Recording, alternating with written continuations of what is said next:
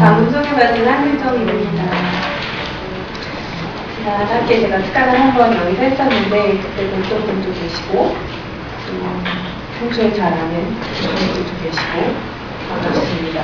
근데 처음 뵙는 분들이 더 많이 있는데 앞으로 제가 6주 간이나 여러분들도 있게 될 거예요.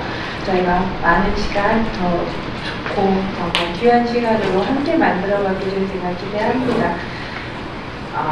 정말 금쪽 같은 하루하루, 정말 금쪽 같은 여름방학에 게다가 또 집에서 정말 나오기 힘든 이방철에 이곳에 모여주셔서 너무 감사하고요. 저도 그렇고 여러분들도 아마 그럴 거라고 생각되는데 요새 그 페이스북이나 이런 걸 보면 정말 많은 미술인들이 유럽에서 자랑질을 많이 해요. 요새 그 10년에 한 번 만난다는 그 그랜드 투어를 가신 분들이 주변에 여럿 있어서 윈스터 조각 축제, 바젤, 베니스 여기서 막 사진들이 막 날라옵니다. 그걸 보면 이제 좀 배도 아프고 거길 갔어야 했나 내가 이번 여름에 그런 생각도 하다가 야 그래도 유럽을 포기하고 이번 창성회를 택했으니 정말 여러분들도 아마 다 똑같이 유럽을 포기하고 있지 여기를 귀한 시간 이 여러 번의 시간을 위하여 여기에 있는 사람들이니까 전 세계에서 지금 유행하고 있는 전 세계인들의 이목을 끄는 그런 미술 작품들보다 더 귀한 진리를 전달해주는 이야기가 되기를 바랍니다.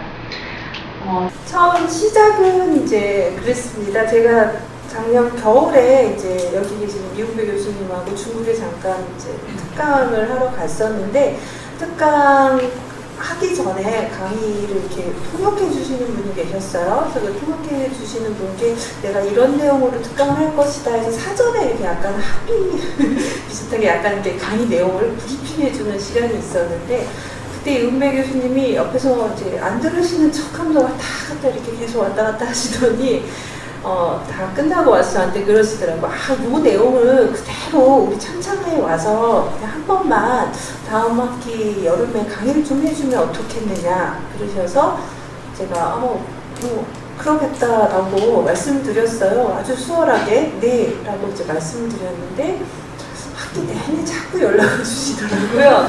그래서 강의 계획서를 이제 좀 내라 그러시고 그 다음에는 이제 같이 읽을 책을 좀 골라달라고 하시고 강의 계획서를 제가 3번을 냈어요. 한 번을 냈다가 그 다음에 또 다시 또 바꾸고 하고 그러더니 어느덧 한 번 특강이 6번이 되어 있고 그리고 이제 매달 기도회를 하는데 이제 또 제가 좀 참석을 해야 했고 그런 시간들을 거치면서 제가 그래도 몇 년 동안 띄엄띄엄 창청에 왔다 갔다 이걸 했었었는데 이 모임이 정말 많은 준비와 또 섬김과 기도로 이루어지고 있다는 걸 제가 이번 기회에 느꼈습니다. 그래서 제 어깨가 굉장히 무거운데 여러분들이 잘 만들어 주시기를 바라겠습니다. 제가 이 6번의 강의 제목을 보시기에 심히 좋았더라 라는 게 창세기 1장 31절의 말씀으로 잡았습니다. 창세기 1장에는 그 좋았더라 라고 하는 히브리어로 토브에 해당하는 말이 7번이 나옵니다. 하루에 한 번씩 말씀하신 게 아니고요. 제가 자세히 찾아봤더니 이제 첫째 날에 빛이 있으라 하시면서 빛을 만드신 후에 그 빛이 보시기에 좋았더라 라고 4절에서 한 번 말씀하시고 그리고 이제 셋째 날에 땅과 바다를 만드시고 보시기에 좋았더라 10절에서 한 번 말씀하시고요. 그 다음에 이제 그 땅에다가 풀하고 나무들이 자라는 걸 보시고 보시기에 좋았더라 라고 말씀을 하십니다. 그리고 넷째 날에 낮과 밤이 또 또 보시기에 좋았더라라고 하시고요. 다섯째 날에 바다짐승과 물에 사는 생물 그리고 하늘에 사는 그 새를 창조하고 보시기에 좋았더라라고 말씀하시고, 여섯째 날에 땅의 생물과 가축 그리고 짐승을 이제 종류대로 만드시고 보시기에 좋았더라라고 이렇게 말씀하십니다. 그리고 마지막에 사람을 만드시고 힘이 좋았더라라고 하신 게 아니고요. 사람을 만드시고 그리고 하나님이 지으신 그 모든 것을 보시니 이것이 보시기에 심히 좋았더라라고 말씀을 하십니다. 즉 인간과 또 자연이 이렇게 다 같이 어우러진 모습을 보고 심히 좋았더라라고 하셨습니다. 하나님이 이제 만물의 창조주이기도 하지만, 즉 여러분과 같은 창작자의 이제 모델이 되어주시는 분이기도 하지만, 또 한편으로는 최초의 감상자 혹은 또 최초의 비평가이기도 하다라는 점입니다. 그러니까 창조하신 모든 것을 보시고 감상평을 이제 내리시는 겁니다. 그래서 그런 면에서 볼 때는 아마 여러분들이 그것을 가장 이렇게 느끼실 수 있을 것 같아요. 거의 이제 작가분들이고 작업을 하시는 분들이니까 이 경험이 어떤 것인지 아실 것 같아요. 그러니까 뭔가에 홀린 듯이 며칠간 막 이렇게 홀릭해서 막 작업을 하고 붓을 놓는 순간이 된 겁니다. 내가 원하는 형상이 이제 딱 나왔다라는, 만들어졌다라는 그 느낌이 오는 바로 그 순간인 겁니다.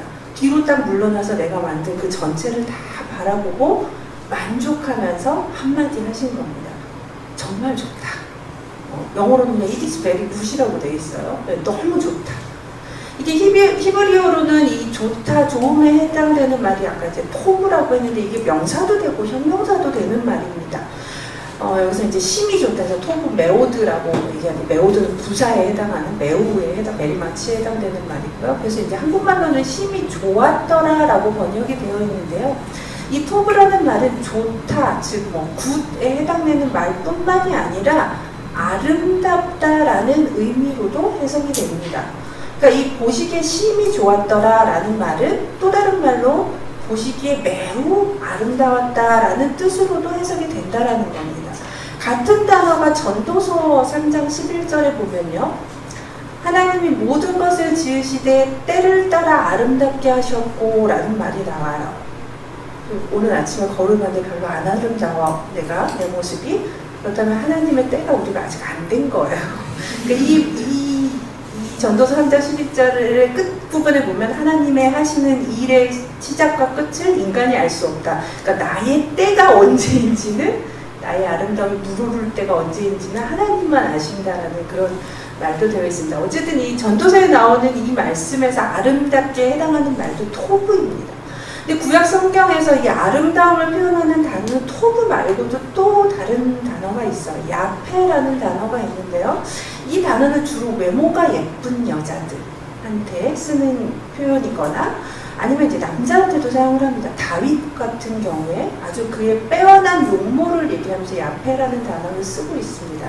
아니면 혹은 이제 보기 좋게 굉장히 살찐 암소, 이런 동물에게도 이제 야페라는 단어를 쓰는데, 즉 주로 외형적인 아름다움을 얘기를 할 때는 야페라는 단어를 쓰고 있고, 또 거기에 비하면 토브라는 이 단어는 조금 더 내면적인 아름다움, 혹은 사람이나 물건 혹은 그 장소가 지닌 최고의 상태 혹은 최선의 상태를 얘기를 할 때는 이 토브라는 단어를 사용을 합니다. 근데 물론 토브도 외적인 아름다움을 표현하는 경우가 있어서 꼭 이게 딱 구분이 되는 건 아니에요. 근데 대체로 내면의 아름다움을 뜻할 때는 토브라는 단어가 더 많이 쓰이고, 또 이렇게 조금 다르게 생각하면 내면의 아름다움을 가진 자는 당연히 하나님은 외모를 보시는 분이 아니라 중심을 보시는 분이기 때문에 바깥으로도 그 아름다움이 야페도 지니는 것으로 이렇게 이해할 수 있을 것입니다. 근데 이 토브가 굿하고 뷰티풀의 의미 말고도 또 어떤 의미도 있냐면 굉장히 놀라운이라는 의미로도 쓰입니다. 욥기 37장 14절에 보면 한국말로는 오묘한이라고 번역이 되어 있는데 영어는 이제 amazing 정도에 해당되는 놀라운이라는 뜻도 있고요. 때로는 이제 신명기에 보면 완벽한, 신명기 32장 4절에 보면은 완벽한, 완전한 이라는 단어로 번역이 되기도 합니다. 같은 토브라는 단어가요. 또는 이제 이게 명사로도 많이 쓰는데 명사로 쓸 때는 행복, 신명기에서 마찬가지로 행복, 혹은 우리한테 복을 주신다 할 때 그 복이라는 의미도 토브라는 단어가 다 같이 쓰입니다. 자, 그래서 오늘 우리가 살펴보게 될 이 아름다움, 미라고 하는 것이 사실은 선, 굿에 해당되는 선, 혹은 뭐 완전함, 뭐 놀라움, 행복, 복, 이런 단어들하고 사실은 좀 연관성이 있다, 연결이 될 것이다 라는 것을 알 수가 있습니다. 자, 그래서 이렇게 복잡한 미라는 그 개념에 대해서 한번 이야기를 하고 생각을 해보려고 합니다.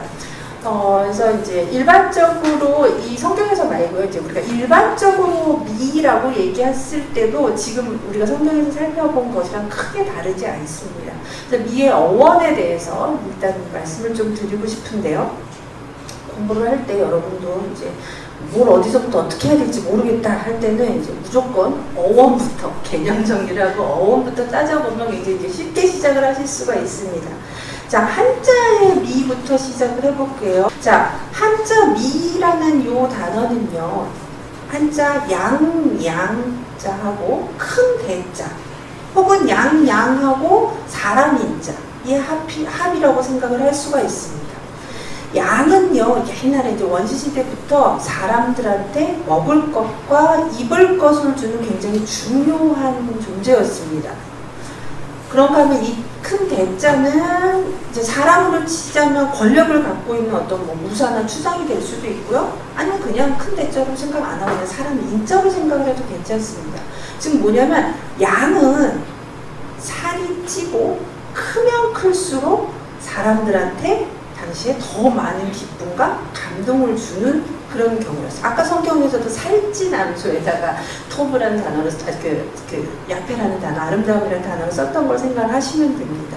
그래서 과거에 이제 미의식은 오늘날과 다르게 굉장히 포동포동하게 살찌고, 이제 털도 좀 복실복실 길고, 왕성한 생명력, 이런 것을 가지고 있는 체격이 아주 건장한 이런 양이 주는 그런 아름다움, 그런 양을 봤을 때에 우리가 느끼는 감동과 관련이 있는 단어입니다.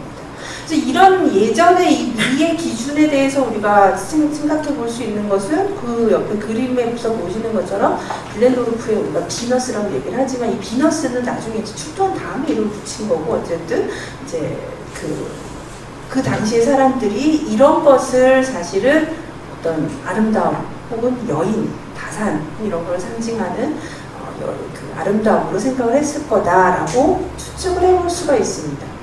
자, 그렇다면 이제 미라는 한자 말고요, 아름다움이라는 한글은 어디에서 비롯됐을까 했을 때는요, 이제 우리나라에도 과거에 굉장히 유명한 이제 미학자가 한 분 계십니다. 고유섭 선생님이신데, 한국의 미학자인 고유섭 선생님은 아름이라는 이 단어를 안다라고 하는 이 동사에서 비롯된 것으로 생각을 하십니다. 그래서 이 안다라고 하는 요 동사와 다움, 뭐 인간다움 이렇게 할 때 얘기하는 것처럼 어떤 뭐 자격이라든지 뭐 가치라든지 이런 것을 뜻하는 것입니다. 그래서 아름다움이라고 했을 때는 우리 알지자를 쓰는 그런 지적인 가치와 관련된 것으로 고유섭 선생님은 정의를 하셨어요. 즉, 우리 인간은 아름다운 것을 이렇게 인식하는 거, 아는 것하고 관련 있게 생각했다라는 것이죠. 근데 반면에 이제 국문학자인 양주동 선생님은 좀 다르게 해석을 하시는데요. 이분은 이 아름다움의 어원을 이 아람이라고 하는 요 단어로 생각을 하셨어요. 아람은 무슨 뜻이냐면 나의 오래된 말입니다. 그러니까 이 아람이 어근이고 거기에다가 이제 답이라는 그 조사가 붙은 거예요. 답은 같다라는 뜻과 비슷합니다. 그러면 아람, 답이라는 이 뜻은 나와 같다, 나와 어울린다 라는 뜻이 된다는 거예요.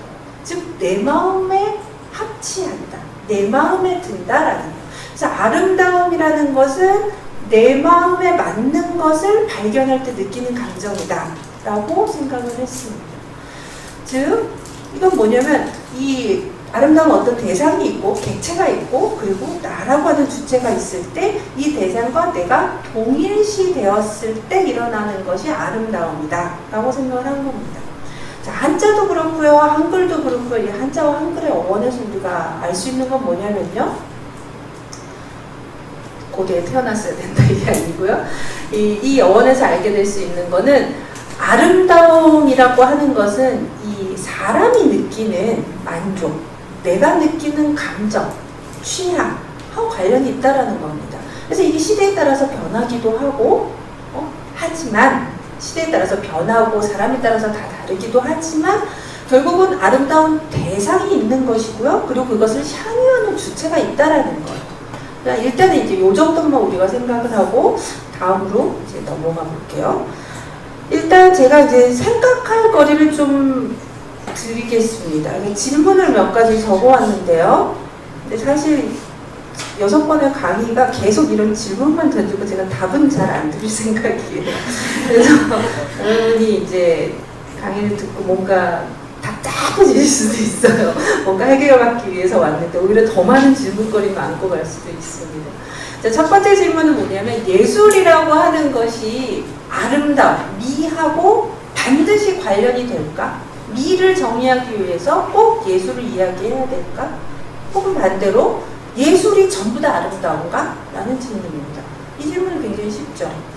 예술은 미와 어떻게 관련이 될까? 예술은 모두 아름다울까요? 예술은 모두 아름답습니까? 아주 그냥 우리 소극적으로 일단 우리가 첫 만남이니까 끄덕끄덕 내지는 도리도리만 할까요? 네, 거의 이제 도리도리가 되시는데 일단 이제 모든 예술 작품이 아름답지 않죠. 제가 지금 여기 갖고 온 베이컨 작품만 보더라도 우리가 흔히 생각하는 뭐 아름다움하고는 조금 거리가 멀고요. 또 어떤 작품들은 우리한테 아무런 느낌을 주지 않는 몸이 건조한 그런 작품들도 사실은 좀 많이 있습니다. 누가 봐도 이거는 아름다움보다 미보다는 추 쪽에 가깝지 않나 라고 생각되는 작품들도 정말 많이 있습니다. 또 한편으로는 아름답다라는 그 미자를 붙이기에는 좀 부족한 애들도 있어요. 그러니까 매혹적이다, 차밍, 혹은 인터레스팅, 흥미롭다까지는 붙일 수 있는데 뷰티풀까지 가기는 좀 뭐하지 않나 싶은 단어, 그런 작품들이 많죠. 주로 작품들이 좀 규모가 작다라거나 아니면 좀 이렇게 압도적인 면이 없을 때는 우리가 뷰티풀까지 나오기는 좀 힘들어요. 차라리 그럴 때는 예쁘다, 프리티 정도를 쓴다거나 아니면은 이제 작품 중에서도 약간 유머러스하다거나 우리한테 즐거움을 주는 건 분명한데 거기에다 이제 우리가 뷰티풀이라는 단어를 쓰기 좀 어려운 경우들이 있습니다. 예를 들면 슬래스틱 코미디 같은 경우들요. 이런 작품들은 분명히 예술인데 여기에다 우리가 뷰티풀이라는 말은 사실 잘 쓰지 않거든요. 또 반대로 아름답다라는 말로 부족한 작품들도 있습니다. 어떤 예가 있을까요? 베토벤의 9번 교향곡, 합창 같은 막 웅장한 할렐루야 하는 그런 엄청난 곡을 우리가 실험 공연으로 드릴 때는 뷰티풀이란 말로 모자라요. 그때는 차라리 우리가 미라는 단어 대신에 숭고라는 단어를 씁니다. 숭고하다. 나는 숭고함을 느꼈다라고 얘기를 합니다. 그래서 이제 미와 숭고는 또 구별을 하기도 합니다. 또 반대로 이것도 생각해 볼 수가 있어요. 뷰티풀하긴 뷰티풀한데 걔가 예술이 아닌 경우도 많이 있잖아요. 뷰티풀한 여자도 있고, 뷰티풀한 풍경도 있고, 꽃도 아름답지만 사실 예술은 아닌 거죠.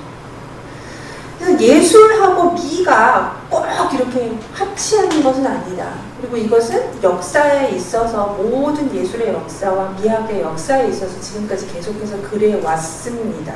그럼에도 불구하고 우리는 미학 혹은 예술에 대해서 얘기를 할 때는 이게 두 개가 반드시 꼭 합치해야 되는 것처럼 생각하는 경우가 굉장히 많이 있죠. 선입견처럼 좀 있는 편입니다.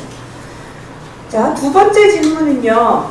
자, 우리가 무엇이 아름답다라고 결정을 할 때 사실 객관적인 기준에 호소를 하는가 묻고 싶습니다. 만약에 이제 우리가 앞에 지금 왼쪽에 계신 분하고 오른쪽에 계신 분하고 두 분 중에서 누가 더 아름답냐라고 이제 질문을 제가 할게요. A와 B 두 명 중에서 누가 더 아름답습니까? 자, 지금 100%예요, 100%. 이거는 이렇게 생각을 하면 지금 여러분이 전부 다 사실은 A가 더 아름답다. 이거는 그렇다면 아름다움이라는 건 어느 정도 객관적이겠구나라고 생각을 할 수가 있습니다. 그런데 이게 또 모르죠. 한 3000년이 지나면 아까 빌덴도르프처럼 어느 시대에 어떤 사람들 같은 경우에는 더 아름답다라고 얘기를 할 수도 있어요. 왜? 미의 잣대는 계속해서 우리가 변하는 걸 볼 수가 있잖아요. 대부분의 지금은 우리 모두가 다 그렇게 생각을 하고 있어서 이게 객관적인 것처럼 보이지만 사실 또 이 대부분의 사람이 틀릴 수도 있는 겁니다. 자, 세 번째 질문을 드릴게요. 세 번째는 뭐냐면 제가 아까 아름다움이라는 걸 얘기를 하면서 이제 양주동 선생님이 얘기하는 것처럼 아름다움이라고 하는 것은 내 마음에 드는 것, 즉 내가 좋아하는 것하고 사실은 관련이 있다라고 말씀을 드렸는데 이것이 과연 동일하다고까지 말할 수 있을까라는 겁니다. 즉 미추의 문제가 호두로의 문제랑 합치할까라는 질문입니다. 이것에 대해서도 제가 그림을 하나 갖고 왔는데요. 예를 들어서 내가 권투경기를 되게 좋아해요. 권투경기 정말 내가 좋아하는데 권투경기가 아름답냐? 라고 했을 때는 또 아름답다라고 대답할 수는 없습니다. 또 예를 들어서 내가 햄버거를 싫어요. 햄버거를 안 먹는 사람이에요. 나는 햄버거를 좋아하지 않아. 그렇다고 해서 햄버거가 추하냐? 먹음직스럽잖아요. 보면 추한 건 아니에요. 지금 이 말은 뭐냐면 호불호라고 하는 것이 대상의 미추를 결정하는 필요 조건도 아니고 충분 조건도 아니라는 겁니다. 뭔가 관련이 있긴 있는데 이게 딱 이렇게 합치하는 필요 충분 조건은 아니라는 겁니다. 이 세 가지 이제 사전 질문들을 여러분들이 계속 좀 염두에 두셨으면 좋겠고요. 이것을 좀 생각을 하면서 우리가 미라는 이 개념이 어떻게 변해왔는지 좀 차근차근 살펴보도록 하겠습니다. 아까 히브리어로 토브라고 했던 것이요. 헬라어로 가게 되면 칼론이라는 단어가 됩니다. 칼론이라는 요 단어는 이제 서양에서 고대 그리스 시대 이제 미라고 불렀던 개념인데요. 이 개념은 우리가 앞에서 살펴봤던 것처럼 예수라고도 관련이 없고요. 우리가 지금 생각하는 미 개념은 굉장히 다른 개념입니다. 그냥 어원만 따져보면 이 칼론이라는 단어는 이제 헬라어에서 칼론이었던 것이 라틴어로 가면서 풀크룸이라는 단어가 되고요. 이제 솔직히 말하면 이거는 순수미라고 이제 우리가 이렇게 번역을 하는 풀크룸으로 가게 되고요. 그 다음에 이제 르네상스 시대에 가게 되면 이제 이 단어가 완전히 새로운 단어 벨룸이라는 단어가 됩니다. 이제 이 벨룸이라는 단어에서부터 오늘날 우리가 아는 이탈리아의 벨로, 그리고 프랑스어의 보, 그리고 영어의 뷰티풀이 이렇게 분화가 돼서 나오게 됩니다. 자, 그리스 사람들은요, 이 칼론에 대해서 얘기를 할 때 칼론도 있고 칼로스도 있어요. 그러니까 형용사의 명사형이냐 그냥 명사형이냐의 차이긴 했는데 어쨌든 이 칼론이라고 했을 때는요, 예수라고 관련이 없었습니다. 그들은 오히려 우리 다음 시간에 이제 예술이란 무엇인가 라는 질문을 놓고 얘기를 할 텐데 예술을 말할 때는 오히려 종교적인 문제랑 관련을 시키거나 아니면 기술적인 문제랑 관련을 시켰지 아름다움하고 관련을 시키지 않았어요. 오히려 이들한테 아름다움이라고 하는 것은 선하고 관련이 되는 것이었습니다. 자, 그리스인들이 생각하는 그 미라는 개념은 그래서 범위가 굉장히 넓었어요. 우리의 마음을 굉장히 즐겁게 해주고 감탄을 불러일으키는 그 모든 것들한테 다 칼론이라는 단어를 붙였습니다. 그래서 일단 선이니까 윤리학에서 나오는 단어들이 될 수가 있고요. 또 수학하고 같은 데서도 아름다움을 발견을 할 정도로 굉장히 포괄적인 개념이었어요. 미라는 개념 자체가, 이 칼론이라는 단어 자체가. 그래서 그 플라톤의 데히피아스라고 하는 책을 보면요, 이게 히피아스도 있어서 이렇고요. 이제 히피아스는 사람 이름입니다. 이 데히피아스라는 책에서 보면요, 플라톤은 아름다움의 예로 계속해서 이제 질문을 하거든요. 뭐 이제 아시죠? 대화법, 소크라테스가 계속해서 질문을 하잖아요.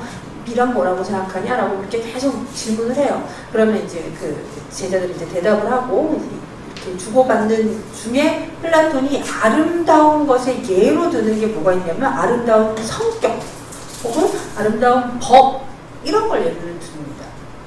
즉 우리가 생각하는 그런 아름다움보다 조금 더 이렇게 포괄적인 내용일 거라는 거예요. 또 플라톤의 그 미론 중에서 유명한 미론은 여러분도 아마 아실 텐데, 플라톤의 향연에서 나오는 에로스의 사다리 혹은 뭐 계단의 비유라고 얘기를 하는 겁니다.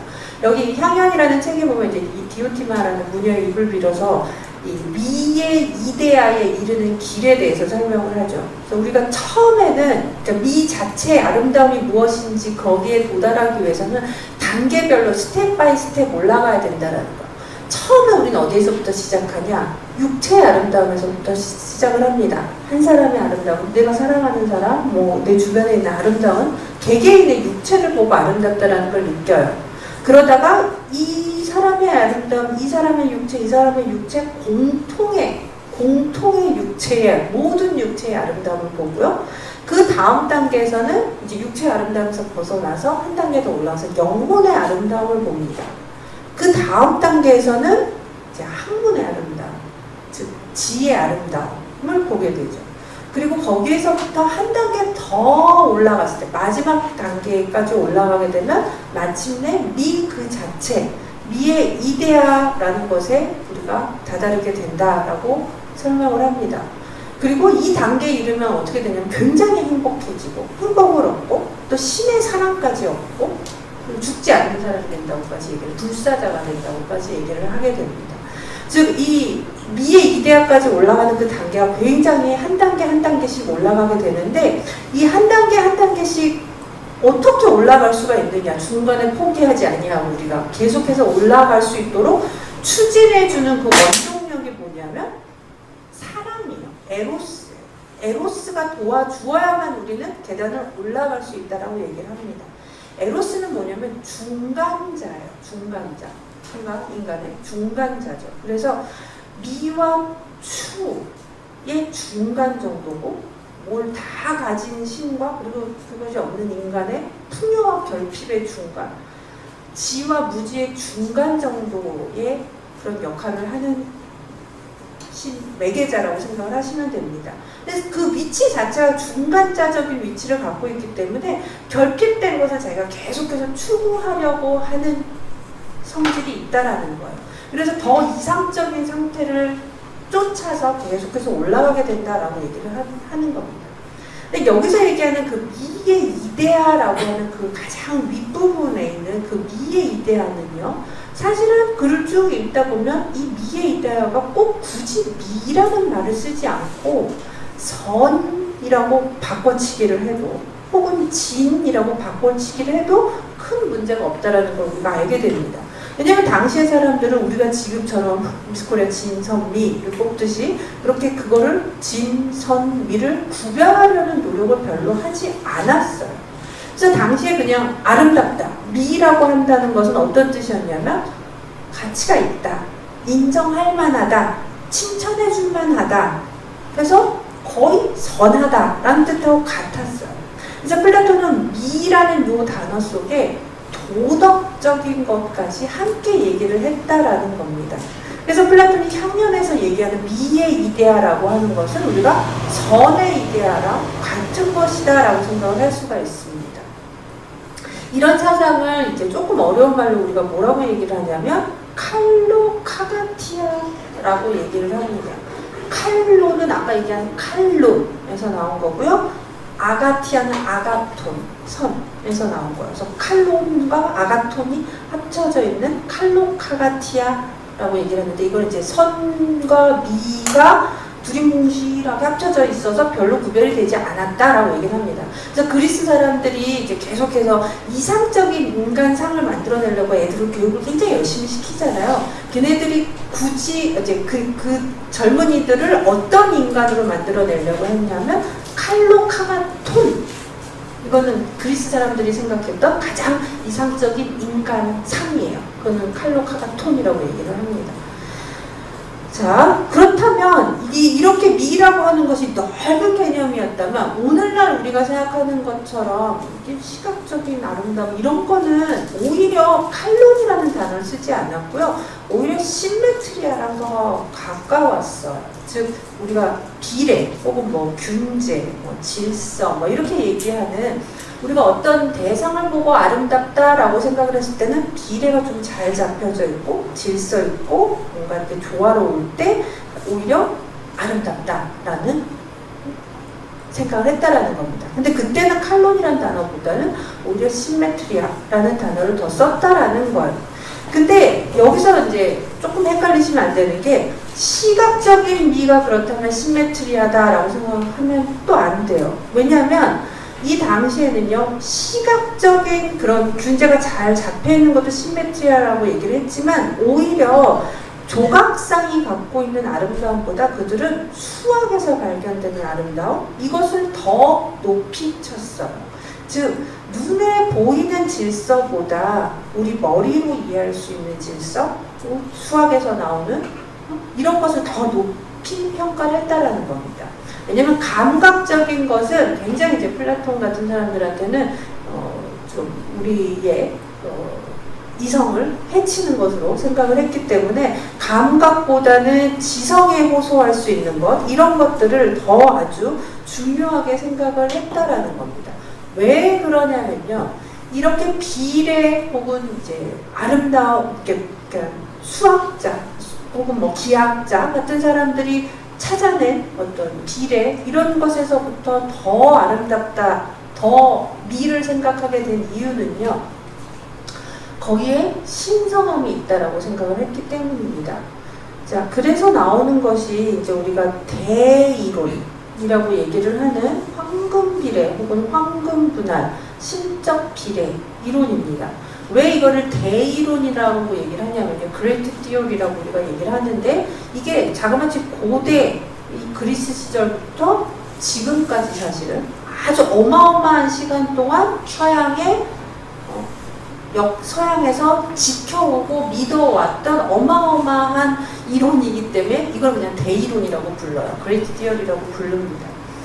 자, 이 대이론은 뭐 여러분 잘 아시겠지만 이거는 이제 황금 분할이라고 얘기를 하는 거고요. 이 황금 분할을 이제 구해내는 방법은 제가 몇 개의 그림을 갖고 왔는데, 여기 성분에서 보시면 하나의 성분이 있을 때 그 성분을 가장 아름답게 분할하는 지점에 해당이 됩니다. 그래서 A 플러스 B 대 A는 A 대 B와 같다 라고 이렇게 쓰는 수식입니다.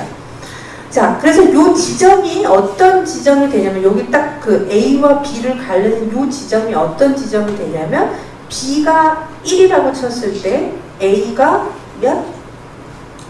칠까요? 1.618033 나가는 숫자예요. 1.618이라고 얘기하는 숫자입니다. 좀 맨날 시험 문제 내요. 애들 잘 틀려요. 예, 자, 요 황금 분할은요, 또 이제 다르게 이제 구하는 방법이 굉장히 여러 가지가 있어요. 나중에 이제 피보나치 수열이라고 해서 수열로, 수학자 피보나치가 만들어내는 그 수열로 만들어내는 방법도 있고요. 근데 이제 늘 나오는 이제 모형이 또 여러분이 익숙하게 보시게 되는 게 이제 사각형의 형태도 있습니다. 지금 앞에 선분 말고 그 다음 페이지 보시면 사각형으로 나와 있잖아요. 요 사각형의 큰 분이, 이 사각형이 큰 사각형이요. 여기서 보면 지금 세로면이 A고 지금 가로면이 A 플러스 B로 되어 있는 걸 볼 수가 있습니다. 근데 가운데 이렇게 조그맣게 보시면요, 사실은 시작 지점이, 이 달팽이 모양의 시작이 어떻게 되어 있냐면요, 1로 되어 있는 사각형으로 시작이 된 걸 볼 수가 있습니다. 1, 1 정사각형으로 시작이 돼요. 그러다가 이제 이게 2, 2 정사각형이라고 붙고요. 그 다음에 3, 3 이렇게 나가게 되는 정사각형으로 계속 붙어 나가는 거예요. 그래서 여기 나오는 숫자가 지금 1, 2, 3, 5, 8, 13, 21 이렇게 나가는 이 숫자가 나중에 이제 피보나치의 수열이라고 부르는 숫자가 됩니다. 이 수열은 앞에 있는 숫자를 더해서 그 다음 숫자가 나가게 되는 그런 숫자입니다.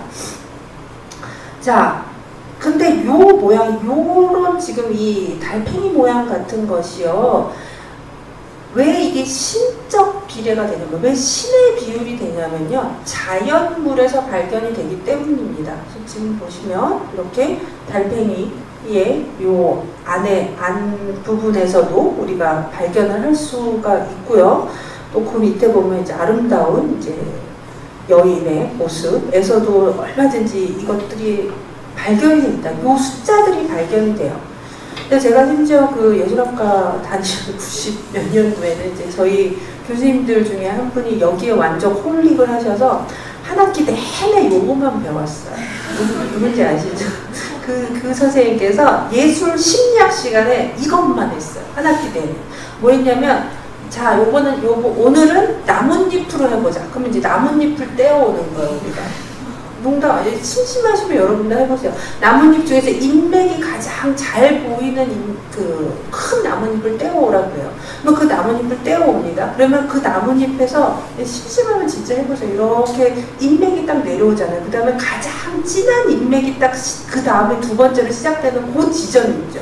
그게 정말 놀랍게 1대 1.618이에요. 그 다음에 이렇게 나간 요 인맥의 그 다음 부분에 인맥 있잖아요. 그게 시작되는 지점, 딱 그 성분이 갈라지는 지점도 1대 1.618이에요. 처음에 모두 정말 신기하다 이렇게 시작을 했죠. 근데 이걸 한 학기 내내 하니까 그 다음번에는 이제 이런 거 갖고 오시는 거죠. 파르테논 신전 갖고 오고, 그 다음에 이제 우리가 명화라고 시작되는, 생각되는 모든 것들을 다 갖고 옵니다. 그래서 자, 코부터 뭐 배꼽까지를 그러면 우리가 막 센치내고 나눠만 해서 나중에는 우리가 하도 이게 힘들어서 다들 공학용 그 계산기를 샀어요. 그 파이가 바로 나오거든요. 딱 누르기만 바로 나눠지거든요. 그래서 정말로 이제 우리가 지금 생각해서 아름답다라고 생각하는 즉 역사에 남은 명화들 혹은 건축물들 이런 경우들을 보면 전부 다 이렇게 아름다운 우연일 수도 있고 사실은 이제 아니면 이제 다들 계산해서 나온 값이기도 하고요. 르네상스 시기에는 사람들이 다 계산을 했고요, 사실. 그 이후에 나오는 많은 작품들에서 이런 수열 혹은 이 황금 비례를 찾아내는 것은 너무나 쉬운 일입니다. 그래서 뭐 여러분들이 조금만 이렇게 책을 찾아보시면, 혹은 뭐 인터넷 뒤져보시면 주가 어마어마하게 쏟아져 나옵니다. 근데 정말 놀랍게도 아름다운 비례라고 하는 것은 다 이 비례로 되어 있어요. 이 황금 비례로, 황금 분할로 되어 있어요. 그렇기 때문에 이것이 신이 주신, 신이 만들지 않고서는 자연을 이렇게 만들 수는 없다라는 거죠. 그렇기 때문에 이 황금 분할이라고 하는 것은 신이 주신 비례라고 해서 아주 오랫동안 지금까지도 사실은 내려오고 있어요. 그래서 뭐 우리 저 신용카드 같은 경우 다 1대 1.618이고 지금은 이제 와이드 스크린이 너무 많이 나와서 안 되고 옛날 이제 TV 모니터 같은 것도 전부 다 1대 1.618이고요. 그냥 우연히 그냥 오늘 집에 가서 내가 걸어놓은 소파 뒤에 걸어놓은 그림 같은 것도 한번 보세요. 그림 딱 떼고 못의 자리를 딱 보세요. 그러면 그 못자리가 위는 1, 그 다음에 그 못에서부터 바닥까지는 1.6일 가능성이 높습니다. 그러니까 어떤 면을 우리가 딱 분할을 한다라고 했을 때 딱 그 정도가 가장 우리한테 편안하고 익숙하고 아름다워 보이는 그런 비례가 되어 있는 거예요. 자, 그렇다면 이 시대, 그리스 로마 시대의 아름다움이라고 하는 것은 객관적이었을까요? 주관적이었을까요? 너무 쉽죠. 객관적이었을 겁니다. 자, 그래서 이제 철학자들이 과연 이런 비에 대해서는 이 황금 비례 말고요. 물론 황금 비례에 대해서도 다들 인정하고 이거는 이제 공통적으로 모두들 그렇게 생각을 하고 있는 것들이었고요. 그리스 철학자들이 이 미에 대해서 어떻게 이야기를 했는지 한번 생각을 해봅시다. 사실 플라톤 같은 경우에는요. 플라톤부터 가볼게요. 플라톤은 이제 미의 이제 이데아라고 하는 것이 모든 것의 기준이 됩니다. 자, 이데아가 뭔지는 아시죠? 혹시라도 모를까봐 제가 늘 학생들한테 드는 예를 말씀을 드리면요. 이데아라고 하는 것은 그것에 대한 아주 이제 순수한 개념 같은 거예요. 예를 들면 어머니, 제가 이제 어머니의 예를 들게요. 어머니라고 하면 이제 어떤 단어가 생각나세요? 바로 연상되는 단어. 어머니. 그러니까 사실은 이런 겁니다. 우리가 어머니라고 하는 이데아는 굉장히 이상적인 거예요. 사랑, 헌신, 여자, 출산, 밥, 품뭐 이런 것들을 다 총괄하는 굉장히 이상적인 어머니인데, 우리가 현실에서 만나는 어머니는 어머니야. 어머니를 부인할 수는 없어. 하지만 사실은 그걸 다 늘 이렇게 갖고 있지는 않은 어머니인 거죠. 막 짜증도 내고 화도 내고 밥도 잘 안 해주시고 뭐 이런 어머니인 경우도 굉장히 많다라는 겁니다. 그럼 뭐냐면 그 이데아를 우리가 모든 어머니들이 그 이데아를 100% 갖고 있는 게 아니에요. 불완전하게 갖고 있어요. 갖고 있긴 갖고 있어, 몇 %씩. 근데 사실은 불완전한 반영에 불과하다라는 겁니다. 그래서 참으로 존재한다라고 하는 것은 이데아밖에 없다고 얘기를 하는 거예요. 그래서 플라톤은 그 이데아 세계가 하늘나라에 있어요. 그게 사실은 이데아계고 이게 진짜 세계라고 생각을 했어요. 거기가 진짜 중요한 세계고요. 오히려 우리가 이 땅에서 밟고 살면서 만나는 우리 엄마는 사실은 저쪽에 어머니라고 하는 그 이데아에 불과한 굉장히 불완전한 존재고, 감각적으로 내가 만질 수는 있지만 사실 어머니라고 하는 그 이데아에 비하면 되게 좀 모자라는, 퍼센트가 좀 순도가 낮은 그런 어머니라고 얘기를 하는 겁니다. 그런데 이제 그래서 미의 이데아라고 하는 것도 저쪽 세계에서는 정말 순도 100%인데 이 현상계에서, 이 감각계에서 만나는 아름다운 대상들은 그 미의 이데아를 나누어 가지기 때문에, 그걸 이제 분유라고 얘기를 합니다. 나누어서 가진다 해서 미의 이데아를 어느 정도 나누어 가지고 있기 때문에 아름다운 거라는 거예요. 근데 미의 이데아에 비해서는 약해 라고 얘기를 합니다. 근데 우리가 그걸 알아볼 수는 있어. 이게 아름다움이구나라는 걸 알아볼 수 있어. 이건 어떻게 알아보냐면, 우리가 이 감각계, 이 현상계에 오기 전에는 전부 다 그 이데아계에서 살고 있었어요. 거기서 살고 있을 때 사실은 그런 이데아들을 전부 다 누리면서 살았던 거야. 근데 이 땅에 오면서 그걸 다 잊어버렸어. 그런데 뭔가 이렇게 희미하게, 어렴풋하게나마 그것을 상기해낸다라고 해서 나남네시스라고 해서 상기설을 얘기를 해요. 그 옛날 우리가 이제 육체를 입지 않았을 때에 보고 있던 그 무언가를 내가 계속해서 뭔가 이거는 그거 같아라고 상기해낼 수 있다라고 얘기를 합니다. 그래서 플라톤은 철저하게 이런 사물이나 감각이나 이런 육체에서 만날 수 있는 아름다움은 그 미의 이데아를 닮았기 때문에 아름다운 거고, 사물이나 육체에서 만나는 이런 아름다움은 굉장히 그렇기 때문에 상대적인 거고, 시간이 지나면 또 바래는 것으로 설명을 합니다. 반면에 이데아계에 있는 미의 이데아는 절대적인 것이고 절대 변하지 않는 것으로 얘기를 해요. 근데 이 절대적인 미라고 하는 것이 우리 머릿속에 있는 건 아니에요. 이건 객관적이야. 그 자체로 저쪽 세계에 존재하는 거예요. 그래서 플라톤이 생각하는 미 개념은 객관적인 미예요. 그리고 굉장히 좀 이렇게 저쪽 세계의 개념으로서 존재를 하는 것이기 때문에 관념론적입니다 라고 이렇게 얘기를 합니다. 플라톤의 의자 같은 경우는요, 보시면요, 플라톤은 아까 이제 플라톤이 비유를 몇 개 드렸어요. 뭐 성분의 비유가 있고 동물의 비유가 있고 침대의 비유가 하나 있습니다. 이 침대의 비유인데 좀 이해하기 쉽게 제가 이제 의자로 바꿨어요. 그가 생각하는 가장 이데알한, 가장 이상적인 개념은 사실은 이데아에 해당이 됩니다. 그래서 의자라고 하는 이데아가 있고요. 그리고 현실의 의자가 있죠. 그리고 현실의 의자 말고 그 현실의 의자를 다시 우리가 어떻게 재현한 재현물이 있을 겁니다. 그래서 이렇게 한 3단계로 우리가 생각을 해볼 수가 있는데, 플라톤한테 가장 중요한 것은 사실은 저쪽 세계에 있는 이데아계에 있는, 그걸 이 사람은 실제계라고 얘기를 했어요. 그 이데아의 세계에 있는 개념들입니다. 오히려 이 세계에서 만나는, 이 현상계에서 만나게 되는 자연물들, 실제 목수가 만든 의자 같은 경우는 현실에 해당이 되는 거고요. 그렇지 않고 그것을 또다시 재현한 만약에 의자가 있다면 그가 진짜라고 생각한 진짜에서 2단계나 떨어져 있는 경우가 됩니다. 실제에서부터, 이때는 I를 쓰는 실제예요. 실제에서부터 2단계나 떨어져 있는 것이라고 설명을 하게 되는 겁니다. 그래서 이거를 제일 위에 있는 게 진짜 중요한 형상에 해당이 되는 것이고요. 이데아들이. 그 밑에 있는 것은 사실은 한 번 카피한 거예요. 한 번 카피를 한 것이고, 그 카피를 또 카피한 것이 사실은 우리가 하고 있는 예술 작품이에요. 그거는 카피라는 말도 안 쓰고요. 모사라고 얘기를 하면서 시뮬라크르라는 단어를 씁니다. 그래서 이제 오늘날 우리가 뭐 시뮬라크르의 시대에 살고 있다, 이런 얘기 많이 들어보셨을 텐데, 이제 그것도 사실은 이제 플라톤의 단어에서부터 나온 거예요.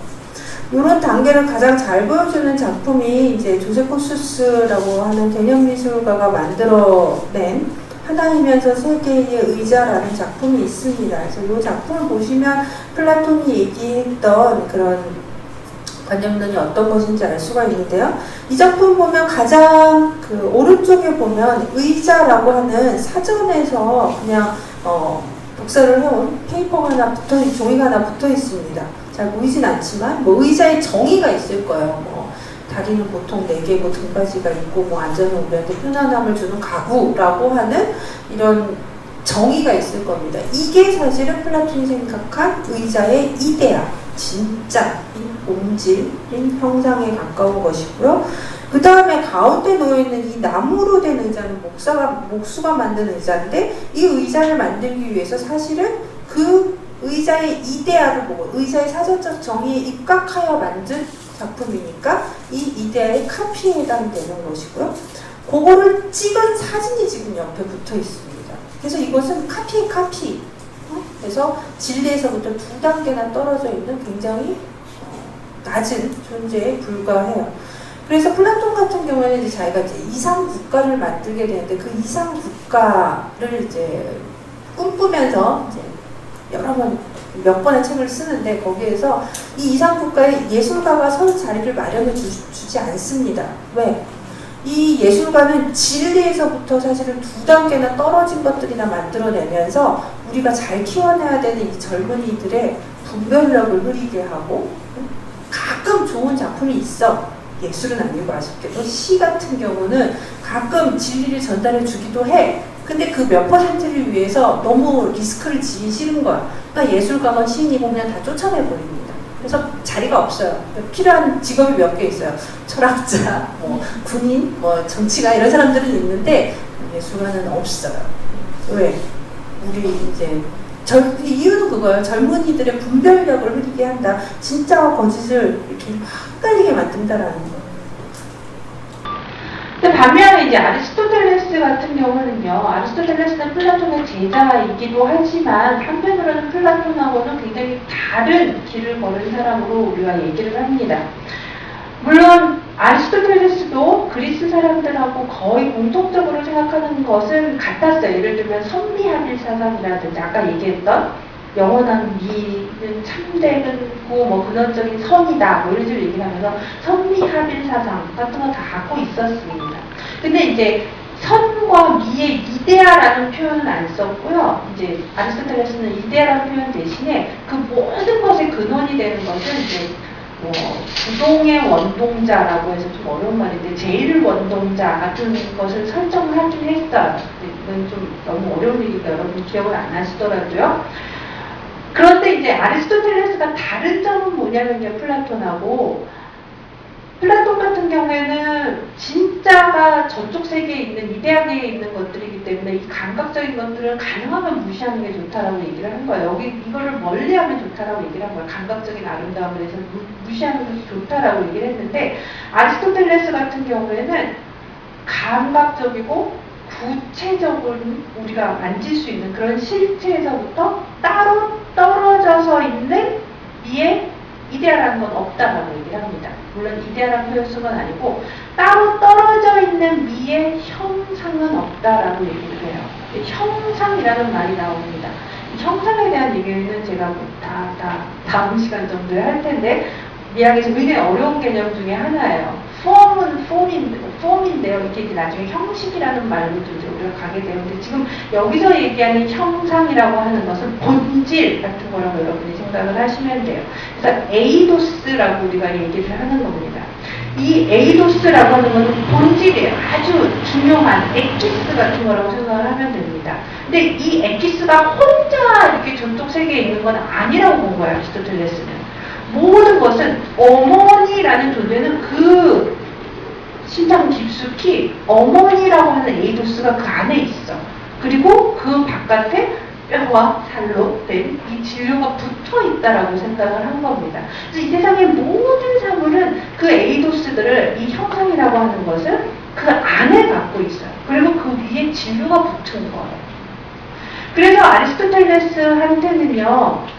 중요한 이 본질, 형상이라고 하는 것이 저 높은 세계에서 찾을 필요가 아니라 우리가 사는 세계에서 찾는 것이 굉장히 중요했습니다. 그래서 아리스토텔레스는 이 현실계, 감각계 굉장히 중요한 생각을 했어요.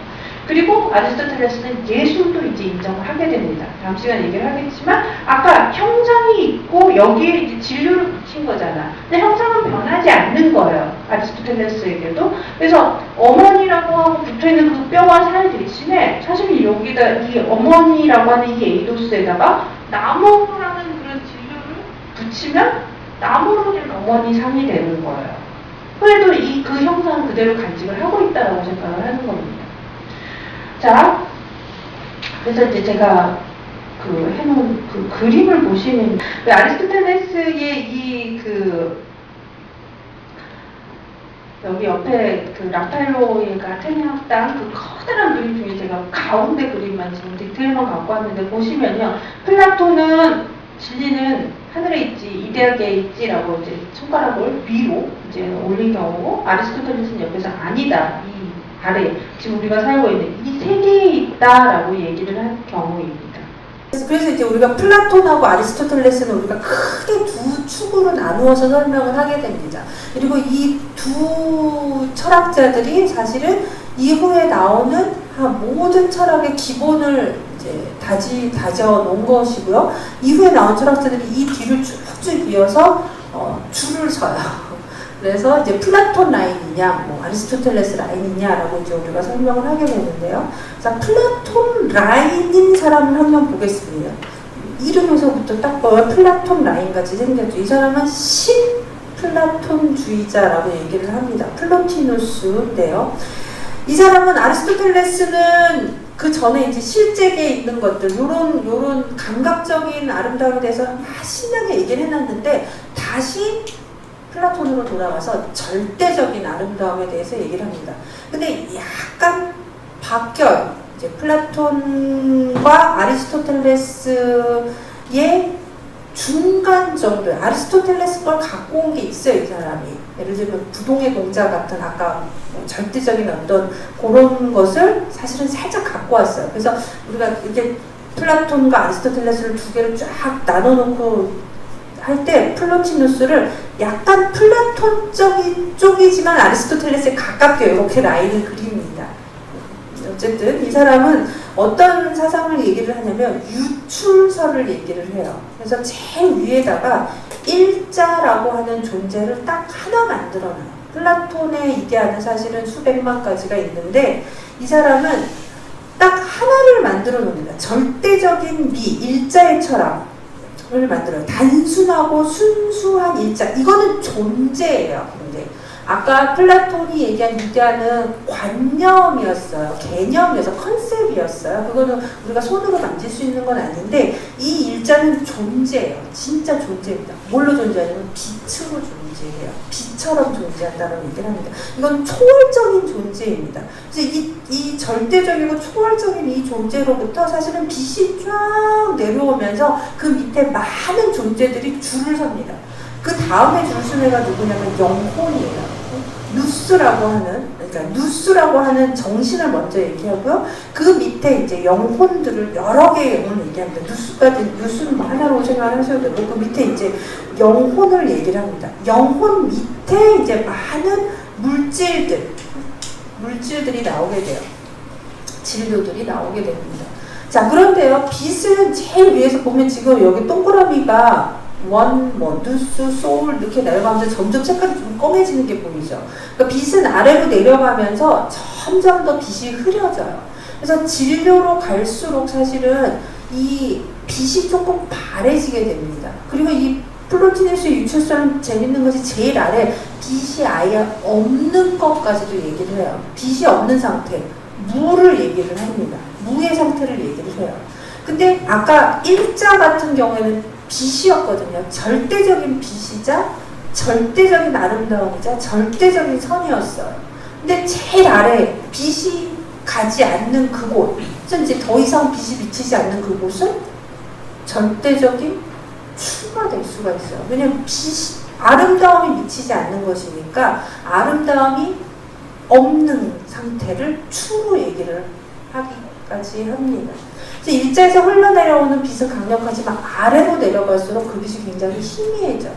플라토니누스는 사실은 플라톤보다 미개념을 더 강조해서 얘기를 합니다. 왜? 일자라고 하는 것은 절대적 미이자 절대적 선으로 얘기를 했고, 플라토니누스는 이 세상에 발견되는 이 모든 아름다움도 일자에서부터 나오는 빛이요. 사실은 이제 만물에서 사실은 이 빛을 보는 것은 그 일자가 있다라고 하는 것에 증거가 된다라고 생각을 하거든요. 그리고 미적인 체험도 되게 강조했어요. 플라톤보다. 왜? 이 사람은 이렇게 내려오는 것만 얘기하는 것이 아니라 올라가는 것도 얘기를 해요. 상승도 얘기를 해요. 아까 이제 플라톤이 상기라고 얘기했던 것하고 조금 비슷한데, 우리 영혼이 내가 사실은 이제 지니고 있던 그것을 다시 기억을 해낸다고 했죠. 옛날에 저쪽 세상에서 본 것 같은 그것을 기억할 수 있는 게 이 세상에 있는 사물을 보면서라고 얘기를 한 거예요. 아름다운 사물을 볼 때 저쪽에서의 어떤 그 기억들을 우리가 다시 생각해내게 되고 다시 올라갈 수 있다, 상승할 수 있다는 얘기를 했습니다. 자, 이쯤 되면 아마 눈치 좀 빠르신 분들은 알 텐데, 이 플로티누스가 얘기하는 일자라고 하는 것이 곧 이제 무엇이 되리라는 것을 아셨을 겁니다. 일자는 하나뿐인 거예요. 한 일자에 너무 잡잡습니다. 진짜로. 그렇기 때문에 일자는 신, 하나뿐인 완전하고 선하고 아름다운 하나님이 곧 돼요. 중세가 되면요. 자, 중세에는요, 그래서 이 플라톤의 유출설과 정말 관련을 지어서 우리가 생각을 해볼 수가 있는데, 중세는 여러분 다 아시다시피 이제 누가 가장 높냐면 신이 가장 높아요. 그래서 이제 중세에는 철학이라고 하는 게 거의 없고, 중세 철학은 뭐 신학의 신야다 뭐 이런 말이 있을 정도입니다. 가장 중요한 것이 이때는 이마고 다이라고 해서 하나님의 형상을 닮아, 하나님의 닮은 형상들, 인간의 형상을 만들지라도 하나님의 형상을 닮아, 이것을 굉장히 중요하게 생각을 합니다. 아까 플라톤의 라인이 있고 아리스토텔레스의 라인이 있다라고 했는데, 중세는 가장 중요한 철학자, 신학자는 우리가 플라톤의 라인에서는 아우구스티누스, 그리고 아리스토텔레스 라인에서는 아퀴나스, 토마스 아퀴나스를 얘기를 합니다. 아우구스티누스가 더 앞에 사람이고 몇백 년 있다가 아퀴나스가 나중에 이제 나오게 돼요. 자, 그러면 우리가 아주 이제 쉽게 생각을 할 수가 있어요. 플라톤처럼 아우구스티누스도 세상을 둘로 나눠서 생각을 합니다. 그래서 영혼, 정신적인 것의 아름다움이 있고, 그리고 감각적인 것의 아름다움이 있다라고 나눠서 얘기를 해요. 신체의 미와 영혼의 미를 나눠서 얘기를 하고, 감각으로 알 수 있는 아름다움이 있고, 머리로 이성으로 알 수 있는 이지적인 아름다움이 있다라고 얘기를 합니다. 그리고 그럼에도 불구하고 그 아까 그레이트 티어리라고 했던 대이론은 계속해서 내려오고 있어요. 그래서 아름다움을 얘기를 할 때, 미를 얘기를 할 때 통일성을 갖추고 있느냐, 비례를 갖추고 있느냐, 뭐 조화가 있느냐, 질서가 있느냐, 그리고 숫자를 굉장히 중요하게 생각을 합니다. 비례에서 얘기하는 거 숫자를 굉장히 중요하게 생각을 해요. 반면에 이제 아퀴나스 같은 경우에는 미에 대해서는 그렇게 많은 뭐 글을 남기지는 않았는데, 이 아퀴나스 같은 경우에는 아리스토텔레스의 라인을 따라받은 사람이기 때문에 이 사람은 구체적인 실제로 우리가 만질 수 있는 이런 실체들에서 경험할 수 있는 아름다움을 되게 중요하게 생각을 했습니다. 뭐 이 하나님을 경험을 하더라도 그 하나님의 아름다움을 사실은 이 현실에서 우리가 봐야 된다. 경험론을 이야기하는 학자가 됩니다. 이때도요, 아퀴나스도 마찬가지예요. 이때의 아름다움이라고 얘기했을 때는 완전성, 완벽성, 뭐 적절성, 조화, 맑음, 명료성, 밝음 이런 것들이 미와 거의 미를 이루는 요소로서 언급이 돼요. 이제 요 중세에는 빛, 명료한 것 이런 것은 아름다운 것이고 희미하고 어둡고 이런 것들은 이제 아름답지 않은 것이라고 생각하는 그것이 이제 쭉 내려오게 됩니다. 근데 이제 아퀴나스보다는 우리가 신학에서 그 신학의 많은 정초를 이룬 사람으로서 아우구스티누스를 얘기를 하고요. 중세 그 미학에서도 사실 아우구스티누스의 역할이 굉장히 큽니다. 그래서 제가 이제 고백록의 글을 좀 갖고 왔는데요. 여러분들 다 아시겠지만 이제 아우구스티누스는 거의 돌아온 탕자잖아요. 계속해서 이제 어머니가 굉장한 기도를 아들을 위해서 30년간 기도를 하신 분이었고 아버지는 만이교 신자였어요. 뭐 그랬는데 아우구스티누스는 이제 방탕한 생활을 하죠. 한참 여자 좋아하고 아들 뭐 노예라고 이렇게 해갖고 뭐 아들도 낳고 하면서 굉장히 방탕한 생활을 오랫동안 합니다. 그러다가 이제 어느 날 바깥에서부터 아이들이 부르는 어떤 노랫소리에 이제 땡 맞은 듯이 어떤 영감을 받아서 완전히 이제 돌아서게 됩니다. 이렇게 돌아선 다음에 이제 그 고백을 하는 내용들이 아우구스티누스의 그 유명한 고백록인데요. 여기에 나오는 이제 글을 제가 굉장히 아름다운 그 고백의 내용이어서 좀 길지만 갖고 와봤습니다. 보면요, 제가 이제 여기다가 넘버를 제가 그냥 붙여놓은 거예요. 여기 보면요, 그렇게도 오래되셨지만 동시에 그렇게도 새로운 아름다움이 되시는 당신을 나는 너무 늦게 사랑하였습니다. 이건 뭐냐면 하나님이 옛날부터 계셨어요. 옛날부터 계셨지만 또 오늘날에도 다시 새로운 아름다움이 되시는 당신을, 하나님을 나는 너무나 늦게 돌고 돌아서 세상의 모든 방탕한 아름다움을 즐기다가 이제야 당신을 알게 되었다라고 얘기를 하죠. 그리고 그 다음에 보면 당신은 내 안에 계셨는데 나는 나 밖에 나와서 당신을 찾고 있었습니다. 그리하여 흉하게 되어버린 나 자신은 당신이 아름답게 만드신 피조물 속으로 거꾸로 떨어져 들어가고 말았습니다. 당신이 나와 함께 계셨건만 나는 당신과 함께 있지 않았습니다. 그 피조물들의 외형적인 아름다움이 나를 당신에게서 멀리 떠나게 한 것입니다. 그러니까 자신의 과거의 그 세상의 아름다움에 빠져서 여자에 빠져서 뭐 이렇게 방탕하게 지낸 그 시간들을 이제 반성하고 있는 내용이에요. 근데 이제 세 번째 보면 그러나 실은 그 피조물들의 아름다움도 당신 안에 있지 않으면 존재할 수도 없는 것이 아닙니까? 라고 반문을 하고 있어요. 그러니까 하나님의 사랑이라고 하는 것하고 사실 세상적인 것에 대한 사랑, 세상적인 아름다움을 사실은 우리가 나눠서 많이 설명을 합니다.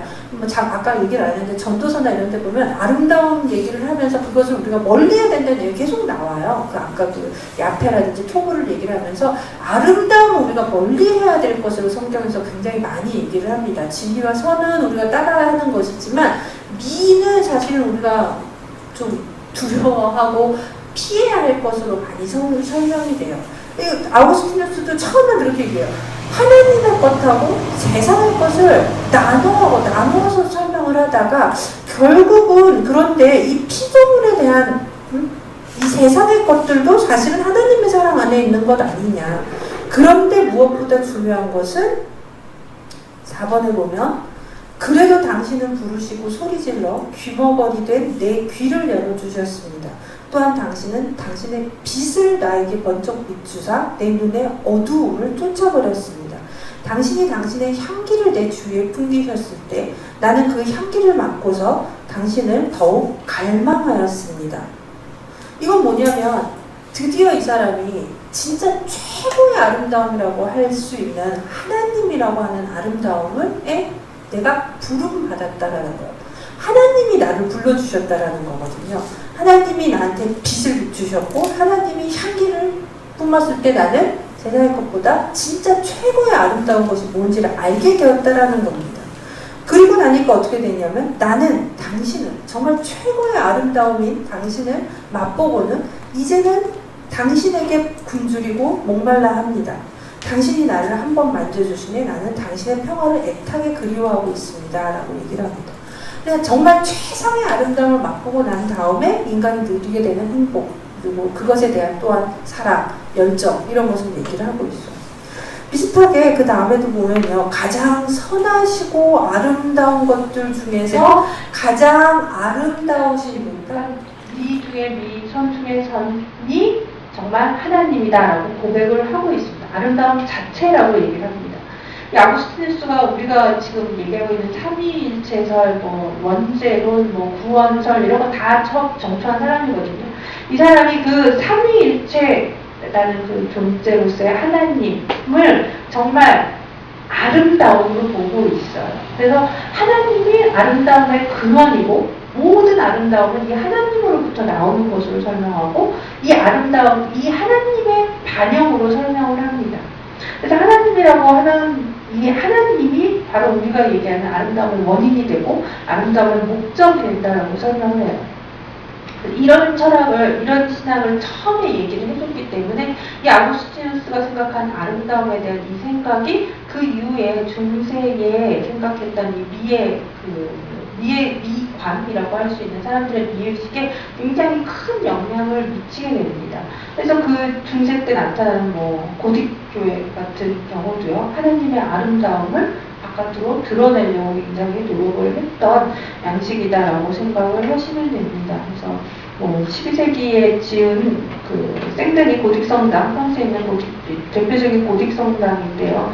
여기에 보면요, 이것을 이제 관할했던 수도원장이 슈제르라고 하는 사람인데, 이 사람이 이 생데니 성당의 정문 파사드에 이렇게 좀 걸어 붙여놨던 글이에요. 그 글을 제가 옆에다 적어놨는데, 황금과 눈부심에 이끌리지 말라. 그러니까 세상적인 아름다움에 이끌리지 말라라는 거예요. 고귀하게 빛나는 광채. 이거는 하나님께서 빛내시는 그 진짜 빛은 우리의 영혼을 밝히고 또 참된 빛으로 우리를 인도하는데 그 참된 빛으로 들어가는 분이 그리스도다라고 얘기를 하고 있습니다.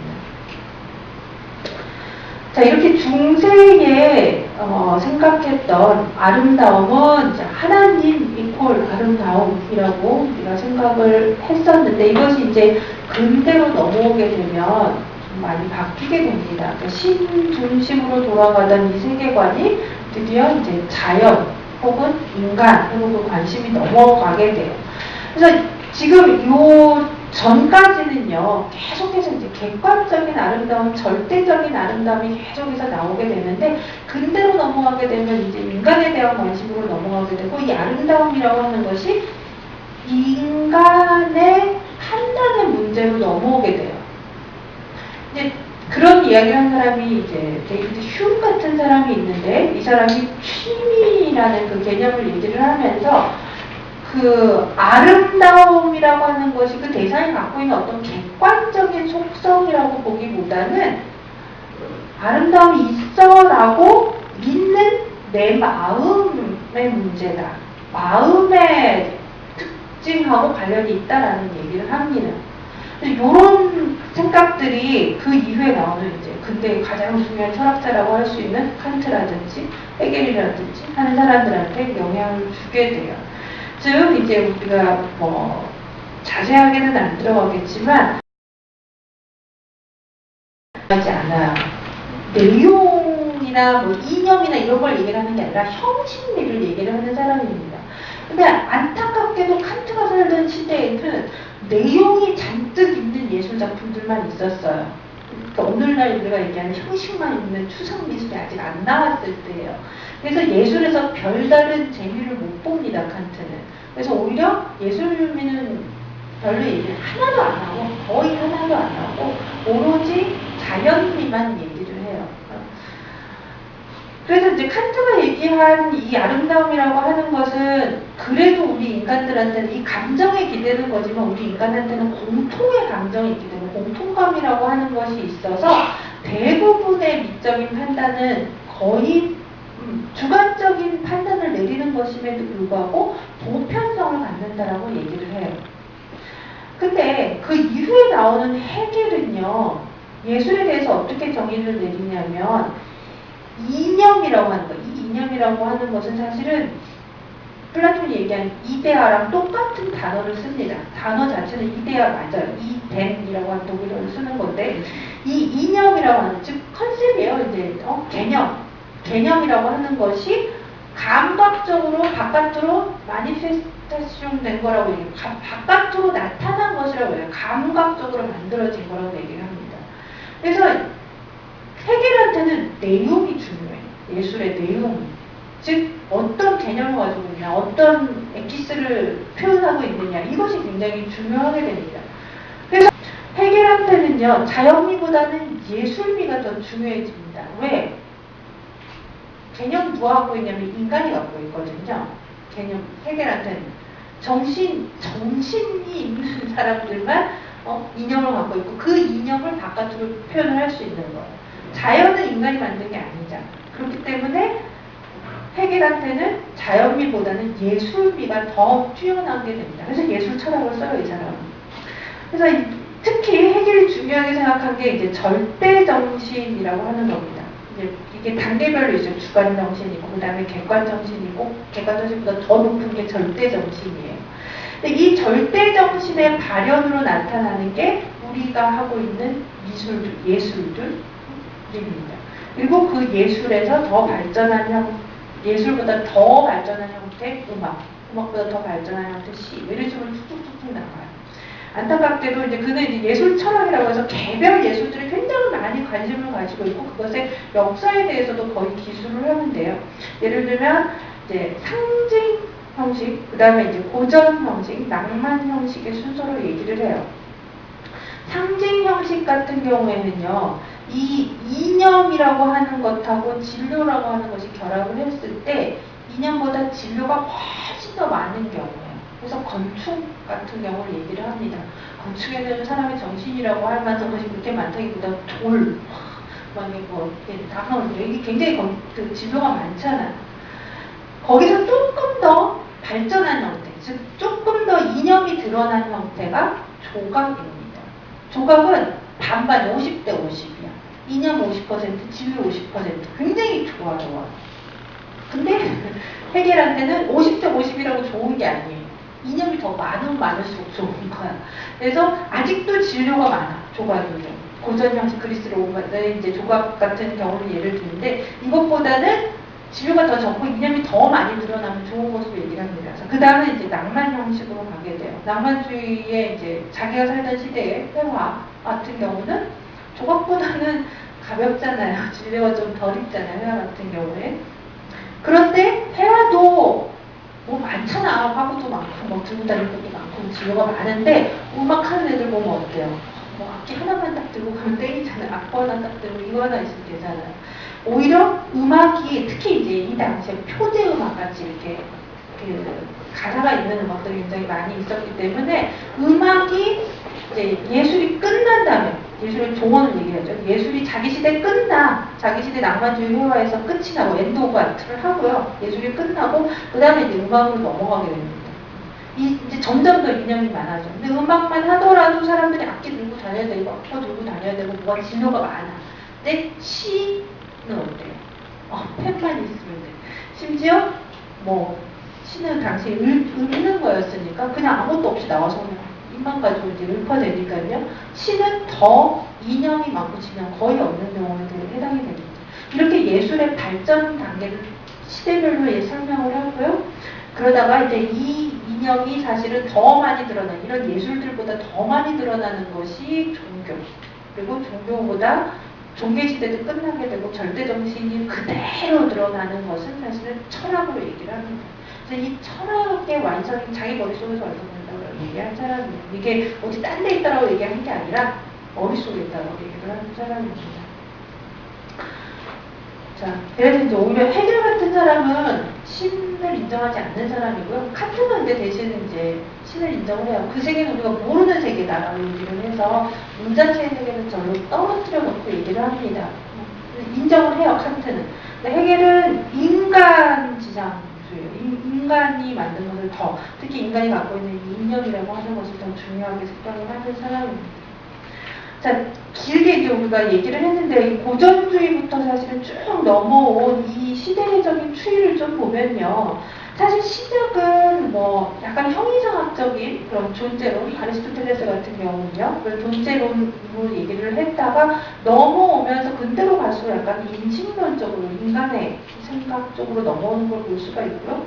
객관적인 미 개념이 갈수록 이제 주관적인 미 개념으로 가는 걸 볼 수 있고요. 자연미에서 예술미로 넘어오는 걸 볼 수가 있습니다. 근데 이것이 현대라고 하는 이제 모던의 이제 그 시대가 되게 되면 좀 굉장히 미개념이 또다시 확장이 되게 되는데요. 그 이제 기폭제가 되어준 것은 이 모더니티라고 하는 것을 정의 내린 사람들일 겁니다. 그 정의의 시작은 사실은 보들레르나 이제 맹보 같은 사람들이 써낸 시들을 보면 우리가 좀 알 수가 있습니다. 뿐만 아니고요, 이제 뭐 보들레르가 쓴 그 이론서도 있어요. 현대적 삶을 그리는 뭐 화가라고 우리나라에 책도 번역이 되어 있는데, 거기서 보면요, 굉장히 불변의 어떤 것만 아름다움이라고 생각하지 마라라고 얘기를 해요. 일시적이고 꼭 변하는 것들, 이런 것도 사실은 아름다움이라고 얘기를 합니다. 50대 50으로 얘기해요, 보들레르가. 불변의 어떤 것 플러스 지금 변하고 내 옆을 슉 지나가는 이런 지금 유행하고 있는 것들, 이런 것들을 표현해야 그게 현대적인 것이다. 그게 현대적인 아름다움이다 라고 얘기를 합니다.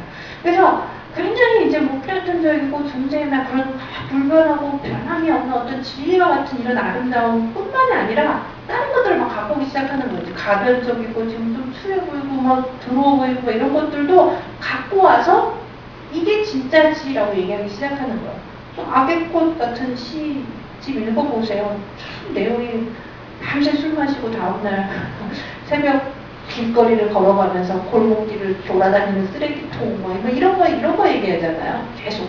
그러니까 그런 것이 더욱 현대적인 것이다라고 생각을 합니다. 그리고 이제 아방가르디스트들이나 이제 초현실주의자들 마찬가지죠. 이들도 전부 다 뭐 어떤 걸 표현하냐면 무서운 것들, 아니면 굉장히 뭐 환상의 것들, 우리 환상 속에서 일어나고 있는 것들, 죽음과 관련된 것, 악한 것들, 이런 것도 사실은 지금 일어나고 있는 일들이야 라면서 여기에서도 우리가 아름다움을 찾아야지 라는 생각들을 우리한테 주입을 시키기 시작을 합니다.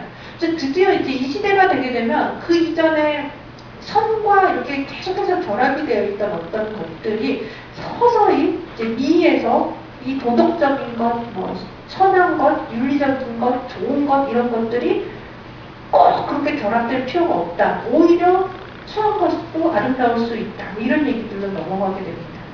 그래서 로젠크란츠라고 하는 추의 미학이라는 책을 쓴 사람이 있어요. 19세기 사람이고, 이 사람이 어떤 얘기를 하냐면, 이 세상을 잘 재현하려면, 이 세상을 제대로 재현을 하려면 세상에 아름다움만 있는 게 아닌걸, 세상에 아름다운 것만 있는 게 아닌데 추한 것도 반드시 예술이 묘사를 해줘야지라고 얘기를 합니다.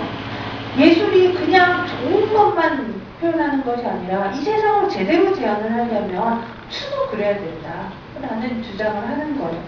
그래서 이 로젠크란츠가 얘기한 추의 원리가 있어요. 세 가지로 얘기를 하는데, 무형식성, 부정확성, 기형입니다. 무형식성은 뭐냐면 형태가 좀 안 좋거나 정형에서 벗어나 있다거나 균형이 맞지 않거나 조화롭지 않은 상태를 얘기를 합니다. 이 무형식성은 자연에서 보이는 추의 경우라고 설명을 하고요. 부정확성은 뭐냐면요. 이거는 예술이 가지고 있는 추예요. 그래서 재현을 하긴 했는데 제대로 잘 못 재현을 하는 경우. 이거는 표현의 부정확성에 해당이 된다라고 얘기를 하고요.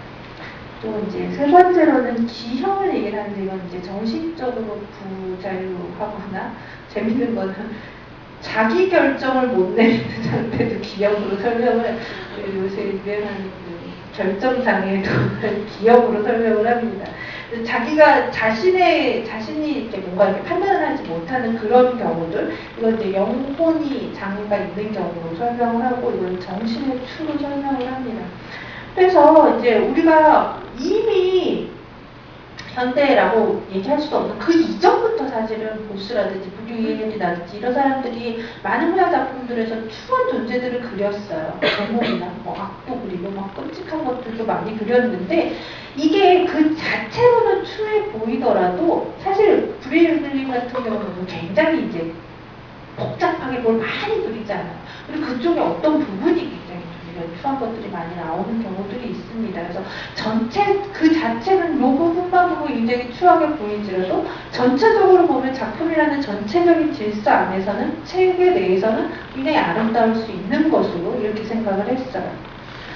그런데 이게 이제 더 현대로 넘어오게 되면 어떻게 되냐면요. 이건 이렇게 뭐 부분에서만 전체에서 봤을 때 조화를 이루고 있는 상태가 아니라 독립적으로 이제 이 추한 것들이 독립적으로 다루어집니다. 그래서 뭐 너무 많은 얘기가 있어서 뭘 들어야 될지 모를 정도인데 외모만 보면 굉장히 이제 뭐 추한 이제 것들이 많이 나타나게 됩니다. 괴물, 외계인, 팀버튼 뭐또 갖고 제가 막 그러는데 굉장히 이제 아방가르드 예술들이 이런 도발의 형태로 충격을 주기 위해서 놀라움을 주기 위해서 말 그대로 이제 추하고 혐오감을 불러일으키는 이제 온갖 소재들을 갖고 오게 됩니다. 그래서 이제 우리가 혐오 예술이라고 얘기하는 예술 분야도 생겨나게 되고요. 뭐 아브젝트 뭐 이런 얘기도 하게 되고요. 자신의 이렇게 신체를 손상시키는 퍼포먼스 같은 것들도 많이 나타나게 됩니다. 그래서 오스트리아의 그 행위 예술가들 그룹이 있어요. 그들이 이제 퀸터 브루스 같은 사람은 요만한 이제 도화지 하나 펴놓고 여기서 하루 종일 자기가 뭐 똥 싸고 오줌 싸고 같은 경우에는요. 이 사람은 뭐 사랑의 행위를 센티멘탈한 감정이다라고 행위다라고 얘기를 하면서 사람이 왜 우리가 좋기만 한 게 아니라 장미꽃에 가시가 있듯이 하면서 장미꽃의 가시들을 다 뽑아갖고 자기 팔에다 이렇게 막 씹는 그런 이런 신체에 가하는 아주 섬뜩한 그런 퍼포먼스들도 예술의 형태로 들어오게 됩니다. 에코가 썼던 그 추의 역사, 미의 역사가 쓴 게 아니라 이 사람 추의 역사도 썼는데요. 여기서 굉장히 우리한테 재밌는 얘기를 해주는데 지금까지 미라는 개념이 굉장히 변해왔고 이제 상대적일 수 있다라는 얘기를 해왔는데요. 추의 역사도 상대적일 수 있다라는 얘기를 하고 있습니다. 서구인에게 아프리카 제2형 가면들은 굉장히 섬뜩해 보이지만 그 지역 주민들한테는 그 가면이 자비로운 신을 나타내는 것일 수 있다. 비유럽권 신도들이 보기에는 그리스도가 채찍을 맞고 피를 흘리며 모욕당하는 이미지는 불쾌하게 느껴질 수도 있지만 반면에 명백한 신체적인 추로 보이는 이것이 그리스도교에게는 공감과 감동을 일으킬 수 있다라고 얘기를 하고 있습니다. 대표적인 예가 제가 지난 특강에도 보여드렸던 크리스 오필리가 만들었던 성모 마리아상 같은 게 될 수가 있습니다. 이 작품 같은 경우는 오필리가 자기가 이제 아프리카 유럽까지 갔다 와서 얻은 소재인 그 코끼리 똥을 이렇게 붙여서 성모 마리아의 가슴에 표현을 했고요. 그리고 이제 옆에는 포르노 잡지에서 오린 그 여성의 음부 사진을 다 오려놔서 붙여 놓았는데 이 작품을 보고 굉장히 독실한 크리스찬 그 뉴욕 시장 같은 경우에는 이거는 신성 모독이다라고 얘기를 했고 오히려 오필리 같은 경우에는 그렇지 않고 이제 신성을 표현하기 위해서 영험한 자기네 그 아프리카에서는 어떤 치유 이런 굉장히 신성한 재료인 똥이라고 하는 코끼리 똥이라고 하는 것을 가지고 와서 표현을 한 것이고 흑인이 보기에는 당연히 흑인 성모 마리아가 아름다울 수 있는 가장 아름다운 상징으로 표현이 될 수가 있다라고 하는 겁니다.